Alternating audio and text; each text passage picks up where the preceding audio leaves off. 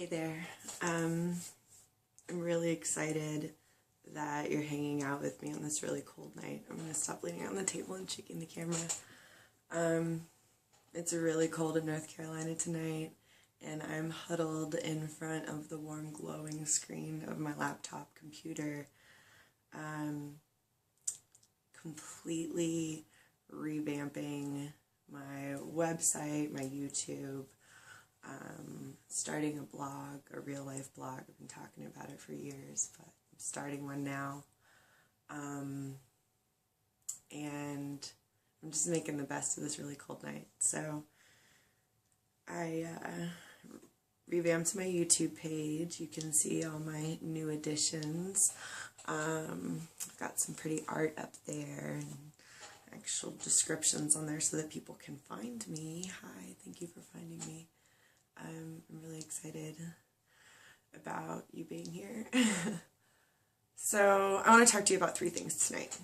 I've decided to go completely unscripted and just be like, I'm having a conversation with you. It would be unscripted if you called me up on the phone right now. So that's what you're going to get.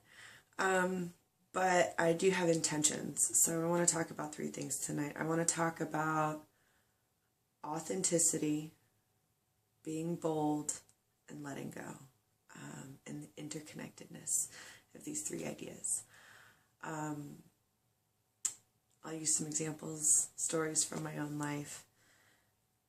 I have been procrastinating on rewriting this website, and I haven't rewritten it in about 3.5 years since I started practicing my old website. If you've seen it, I apologize. It looks like an infomercial, and I was never really happy with it, but it was the result of template language and program offerings that I thought would be like in a niche enough, but also mainstream enough to be profitable for me.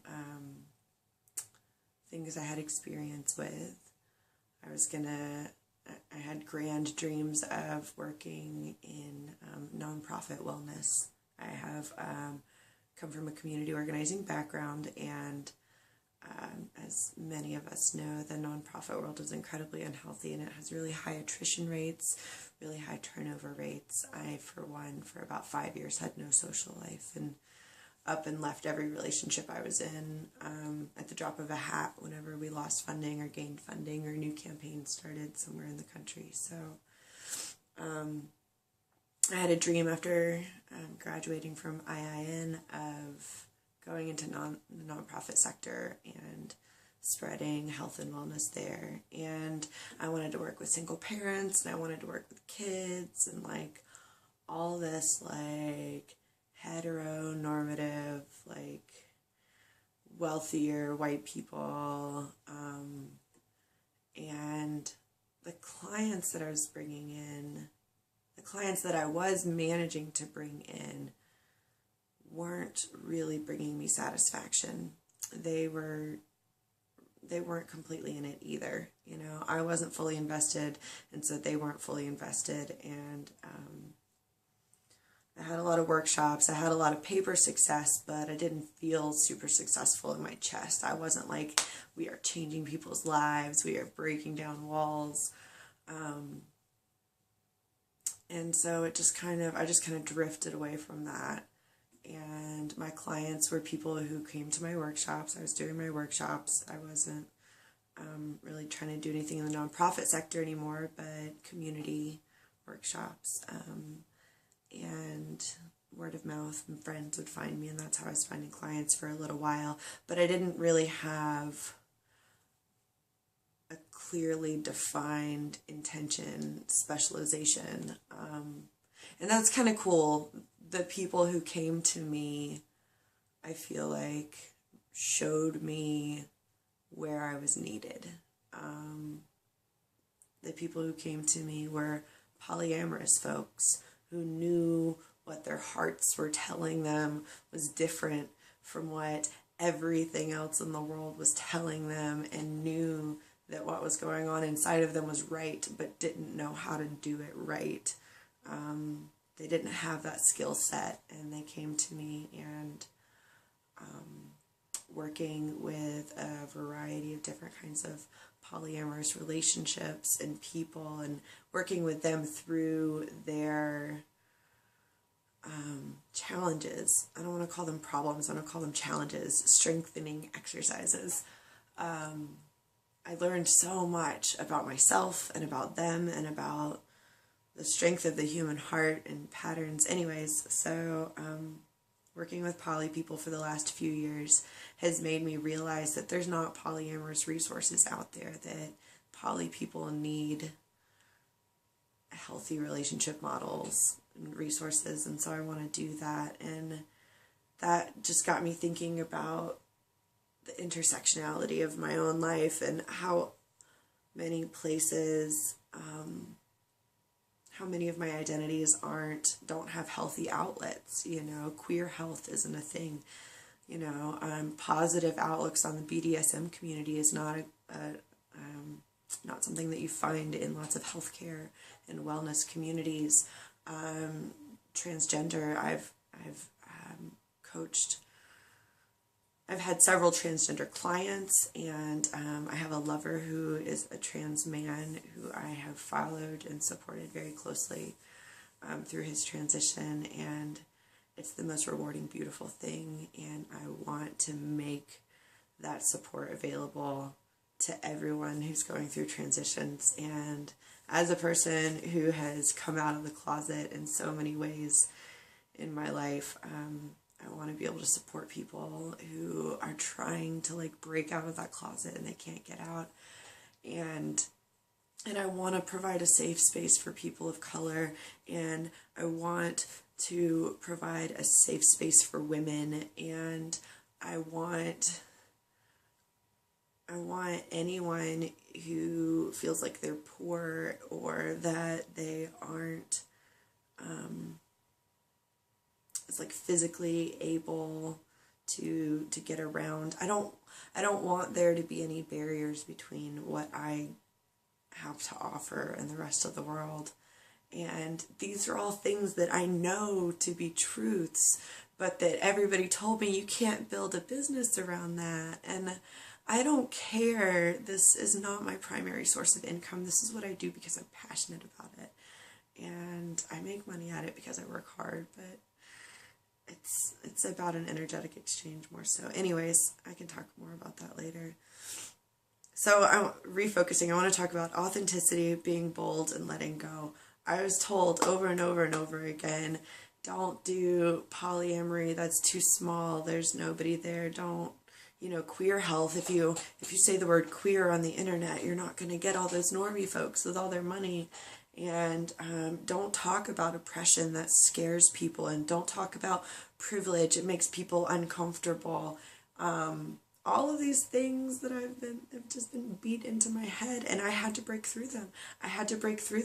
I got on my website the other day and I deleted everything. I read through it once and then I threw it away. I didn't even want it to stick in my head. I started over from scratch, and I was like, I'm not using any of your model language. I'm not saying any of the things that you think I should say. I'm saying these things about these things, and this is what I want to work on, and I'm going to say it.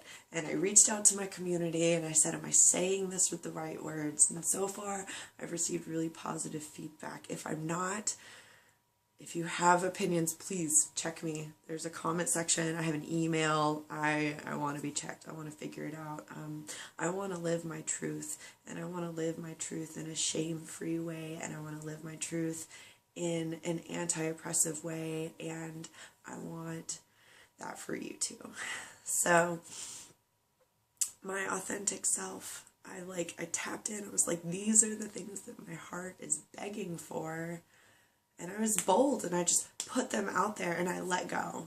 And I know so many people are going to read my website and be like, what the fuck is this? And then those people are going to turn around and walk away and probably never think my name again. And I'm so grateful for that. I don't I don't want to work for those people. I don't want to work with those people. I want to work with those of you who are sitting here right now with a shit-eating grin on your face because you know how amazing it is to have resources that are specific to us, to queer folks, to BDSM practitioners, to submissives that don't have to feel ashamed of their desire for submission, for dominants who don't have to feel ashamed of their desire for dominance, to everyone who's ever been made to feel ashamed for anything that they felt like they are or want to be in their chest.